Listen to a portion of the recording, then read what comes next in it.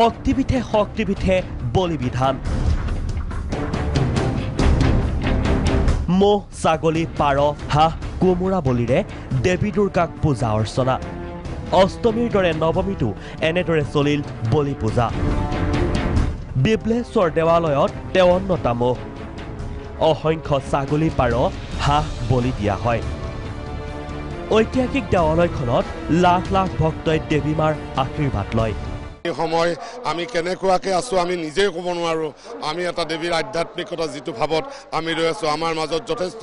মানে ক্ৰিয়া প্ৰতিক্ৰিয়া হৈ আছে মানে মনৰ বহুত টেনচন এইখিনি সময়ত গতিকে আপোনালোকে দেখিছে নিজেই প্ৰত্যক্ষ কৰিছে বলিৰ এই প্ৰথাটো বা কেনেকুৱাকৈ এইটো আগবাঢ়ি গৈছে বঙাইগাঁৱৰ ৰজাদিনীয়া বাঘেশ্বৰী মন্দিৰত 6টা মহ বলি দিয়া হয় মহানৱমী ৰাতিপুৱা 9টা লাগিলে আমাৰ মন্দিৰৰ পৰা যিটো মানে মহ বলি দিয়া এইটো মহ বলি দিয়া হ'ল বাকী ৰাইজে দিয়া মানে পূজা কৰা আছে এটা হ'ব 6টা হ'ল তেনেদৰে উজনিৰ এই স্থানসমূহৰ লগতে নামনিৰ বহু ৰজাঘৰীয়া পূজাটো অক্ষুণ্ণ ৰাখিলে বলিবিধানৰ পুৰণি পৰম্পৰা দিনে যিটো লানি নিচিকা মানুহৰ সমাগম হৈছে আমি আচৰিত আহিছোঁ নিশ্চয় আৰু ঐশ্বৰিক শক্তি থকাৰ কাৰণে আজি এনেধৰণৰ মানুহবিলাক আহি আছে যোৱাকালি আমাৰ 40টামান হৈছে আৰু আজি 60টামান হৈছে মহ 2টামান আছে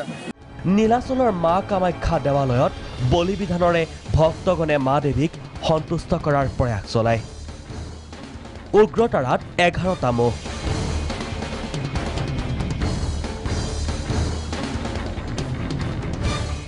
চিলাপথাৰৰ তাম্ৰেশ্বৰী আই থানত শতাধিক পশুধন বলি